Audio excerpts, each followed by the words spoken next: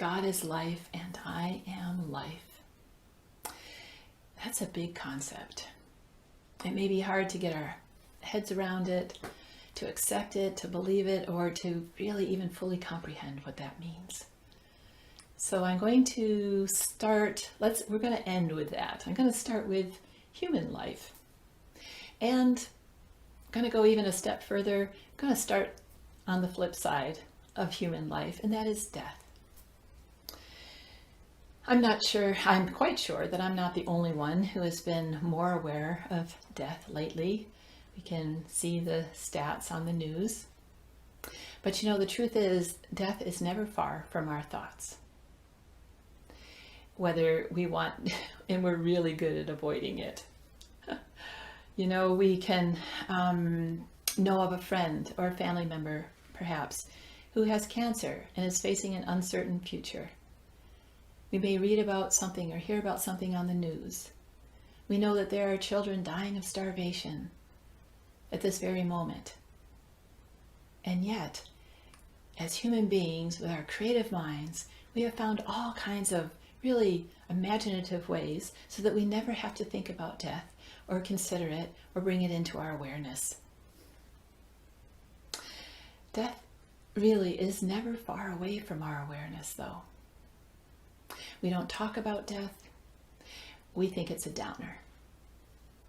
We don't make plans for our future when perhaps we can't take care of ourselves. We don't make wills. You might be surprised how many people have not done either of these things. We avoid the topic, the one experience, the only experience that all humanity shares, and we don't talk about it. This is one of the things Joseph and I loved about India. When we were there 4 times, each time for three and a half months. And of course, every day we're out on the street, perhaps at a chai stand or a street food vendor. And of course, we are surrounded by many, many people because India is a very populated place. And India is also a very friendly place. And I can't think of a single instant in all those 12 months that we stood in a crowd of people and someone did not speak to us.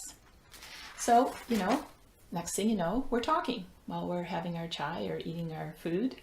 Not about the weather, not about the news, not about the economy, but about really big stuff like religion, like life, the meaning of life, the purpose of life, and about death.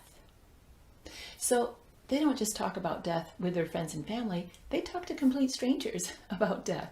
And we found this so refreshing, so rejuvenating, so real.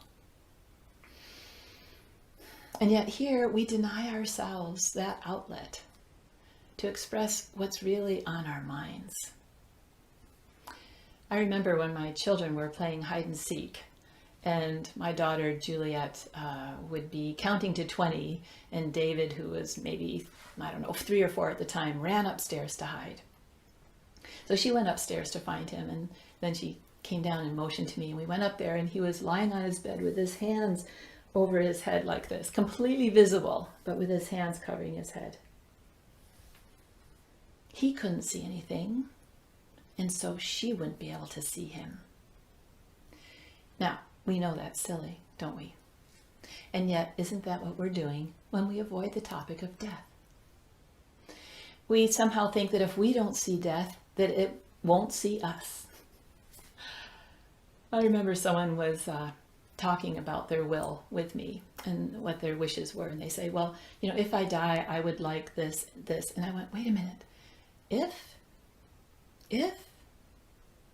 There is no if. We are all going to die. In 110 years, this planet will be populated by completely different people who are living on the planet right now. We, in this form, will be gone. Which only sounds scary if we believe that our true essence also disappears. The real you is not alive. The real you is life. Being alive is merely a term we use to refer to our present physical bodies. Divine life gives rise to manifest form. The body does not create life. Divine life creates the body. Divine life is a principle, not to be confused with human life. Human life can be compromised, it can be exhausted, it can be depleted, it can be threatened, yes. But not so divine life. Divine life cannot be diminished in any way. It lives powerfully and fully in each one of us. The divine life which animates our bodies can never disappear, can never be destroyed. Only this body comes into and goes out of form. Only the body, not the life. We may think that life and death are opposites. If there is death, there is no life. Not so. Birth is the entry point of divine life into physical form, and death is the exit point of divine life. One of our beloved community members a few years ago was making her transition, and she told me this the day before she passed away. She said, "I can't wait to see what's on the other side." This human life is temporary and it is precious. Humans are a tiny, tiny percentage of the life on this planet. Just think of all the birds, all the fish, all the trees, all the plants, all the animals, all the insects, all the bacteria, all the microscopic life that we don't see. Human life is such a small, small percentage. And yet here we are in human life. His Holiness the Dalai Lama says this: every day, think as you wake up, today I am fortunate to have woken up. I am alive. I have a precious human life. I am not going to waste it. I'm going to use all my energies to develop myself, to expand my heart out to others, to achieve enlightenment for the benefit of all beings. I'm going to have kind thoughts towards others. I'm not going to get angry or think badly about others. I'm going to benefit others as much as I can. A precious human life. Aren't we blessed? Divine life is eternal. There is no beginning and no ending. Divine life is our essence. Let's go back to that song. God is life and I am life. Everything God is, I am.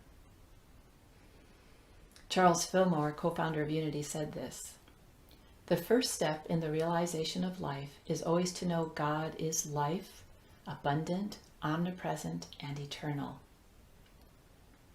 And the second step is to make a positive connection by declaring oneness with it. I would like to take this into our time of prayer and contemplation.